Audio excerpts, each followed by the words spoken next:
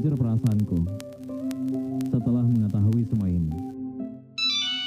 Aku gak nyangka dia jahat banget sama aku, men. Kenapa sekedar itu kamu mendapatkan seseorang untuk mengisi hari dan hatimu? Sedangkan aku di sini untuk melangkah pun masih susah. Tapi kamu di sana sudah bahagia dengan yang lain. My name is Noor. That day, I was a university student in my final year, back in 2009. By the way, Noor is not my real name. Nor are the names of the university, the village, or any of the characters in this story. It's a shame, but by the end of the story, you'll understand why I'm doing this. Oh, the ghost you just saw? It's okay. I'm not scared. At least, I'm trying not to be. This isn't the first time I've seen things like that, but I still haven't gotten used to it. But my story isn't about what I can see. It's about consequences. It's about respect, especially in places far, far away, where you never... No, I'm done lying to myself.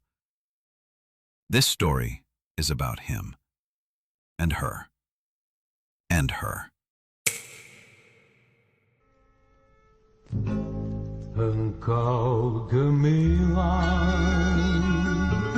malam cemerlang, bagaikan bintang timur sedang mengambang.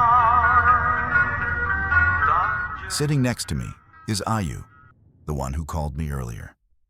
We are majoring in the same subject, attending the same class, and facing the same problem. You see, at our university, before we can submit our thesis, we're required to apply what we've learned by living in a remote, undeveloped village for about 4 to 6 weeks. This is what we call the community service program. Sometimes, we're left to arrange everything on our own, including finding a suitable village, a village that's willing to welcome us. And that's exactly our problem.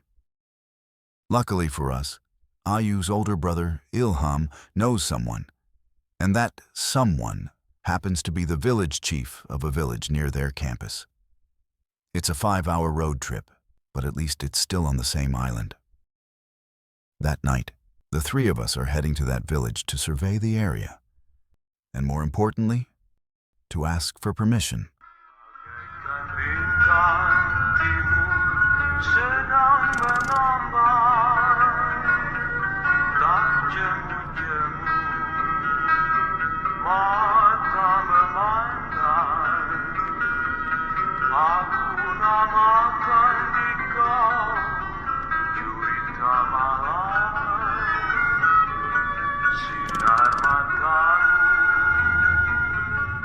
No, that's not the village chief. That's just a strange beggar at the traffic light. The village itself is still kilometers away. After a 4.5-hour road trip by car, we pulled over at the edge of a tree line, right in front of a narrow road that a car obviously couldn't fit through. There we waited for the villagers to pick us up using motorcycles. After about 30 minutes of riding through a dark, eerily quiet forest, we finally arrived at W Village, the village where we planned to do our community service program. And there he was, standing in front of a dimly lit house, a man who introduced himself as Prabhu, the chief of the village. He welcomed us with a smile, warm beverages, and a big hug for Ilham. The scene in front of me warmed my heart. It felt like watching 2 old friends finally reunite after a long time. This is it, I thought. We're definitely going to get the permission, and we'll do our community service program here. This will be the place where we spend the next 6 weeks. But I had no idea how wrong I was.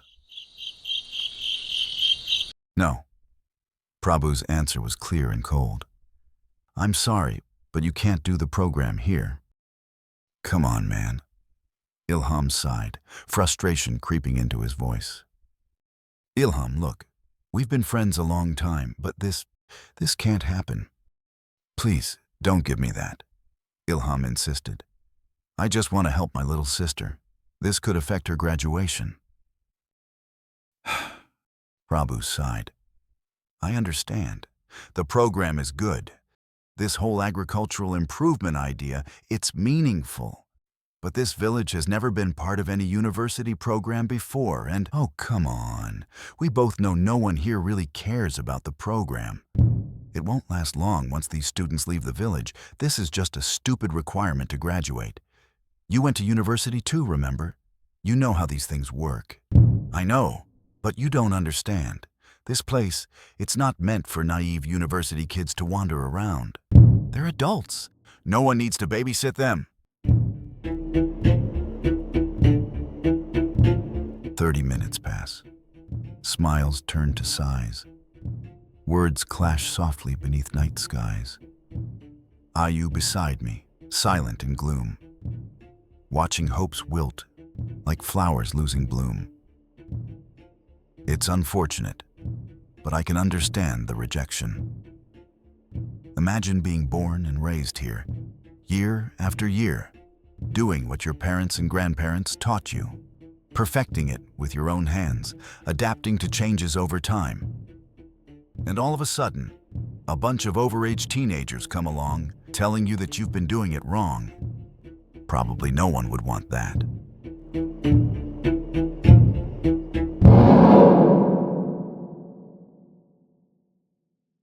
Sir, please. Ayu spoke softly, her voice trembling. I know it's selfish to ask, but we can't afford to delay graduation for another year, she pleaded. I promise we won't cause trouble.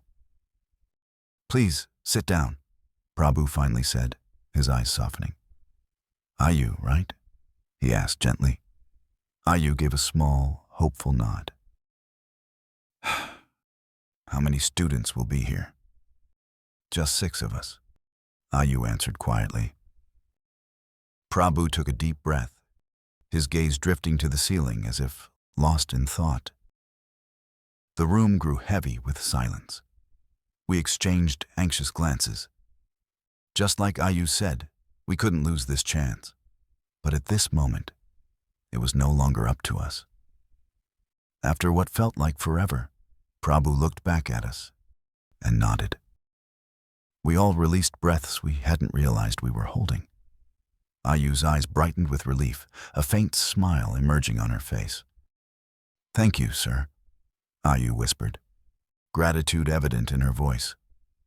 Don't thank me yet, Prabhu replied, his voice serious but kind. Just keep your promise.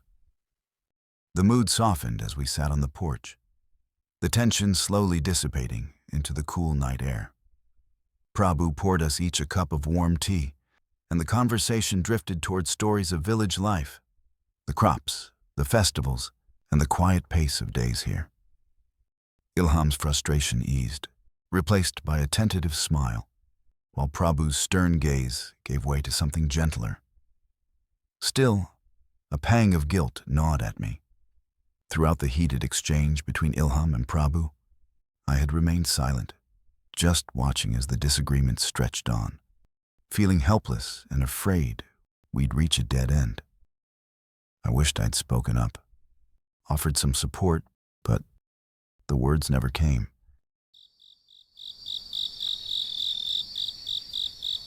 Restlessness settled over me, and despite the warmth inside, I felt the need to step outside, to breathe, to clear my thoughts, and to see the village where we would spend the next 6 weeks.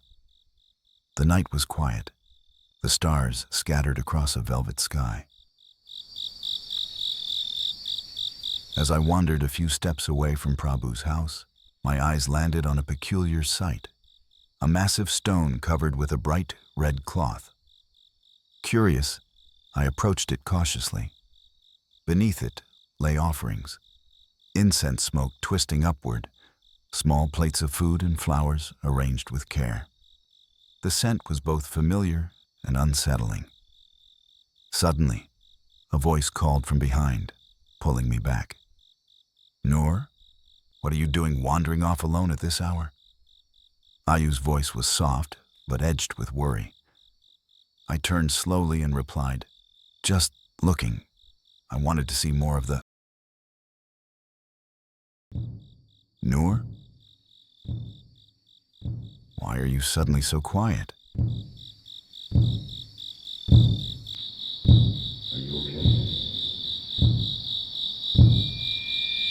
Noor, what's wrong? You acting weird? She asked, stepping closer.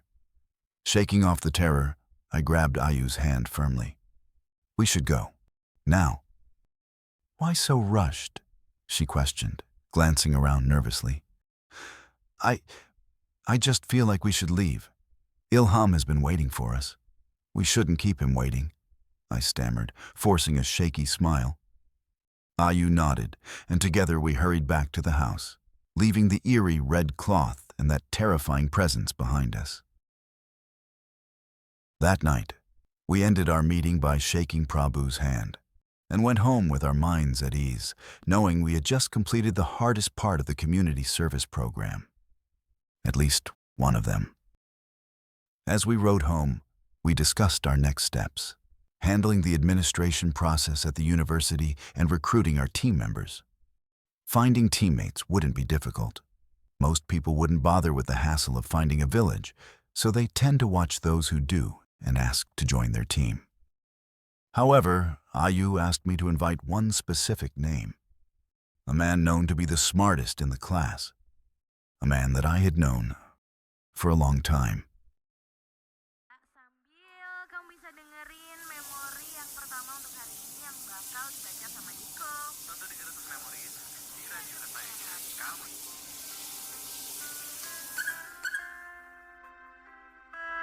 Hai Gerts Memories, kenalin, namaku adalah Lili. Entah ini ceritaku yang keberapa. Aku ingin Oh, speak of the devil. dan masih tentang dia. Ya, dia adalah Banu. Ternyata benar firasatku selama ini, Mem. Sekarang dia udah ada orang lain yang mengisi hatinya. Ya, hancur perasaanku setelah mengetahui semua ini. Aku gak nyangka dia jahat banget sama aku, Mem.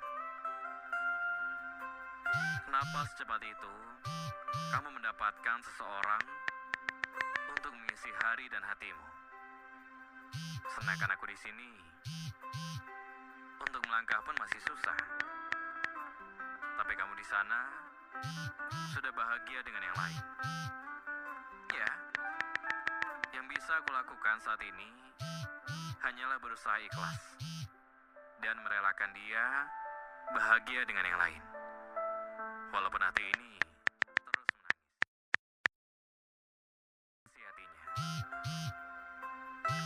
Ya, hancur perasaanku setelah mengetahui semua ini. People often ask me, what good deeds I must have done in the past to be lucky enough to know him this closely.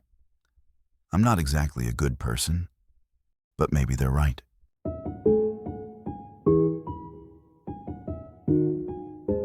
When we first met, Bhima seemed just like any other boy.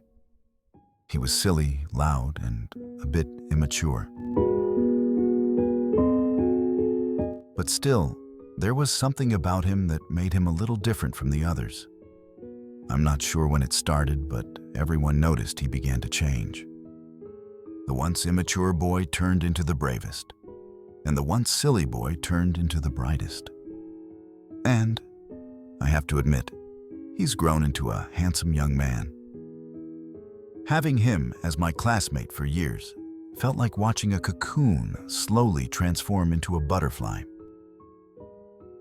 Yes, I was lucky enough to witness such a rare sight. However, there is one thing about him that has never changed since the day we first met: his kindness.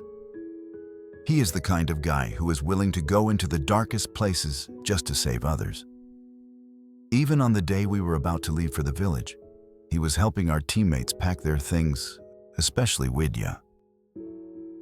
Yet, ever since that text message, I can't help but wonder if it's just his kind heart or something else.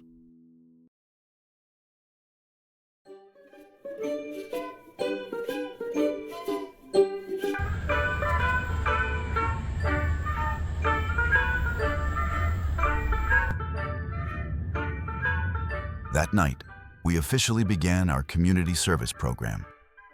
In the end, our team consisted of 6 people. Me, Ayu, Widya, Bima, and 2 seniors, Wahyu and Anton. As usual, Ilham was behind the wheel, driving us through a 5-hour trip to the village. We played cheerful music, shared snacks, and joked about what the next 6 weeks would bring. The laughter, the vibes, it all felt so nostalgic. It reminded me of that night, the night Bima and I spoke to each other for the very first time. I wonder if he remembers it the same way. Oh, we've arrived at this place already, meaning we're halfway to our destination. Same streetlights, same old man. Anyway, it was a night just like this when...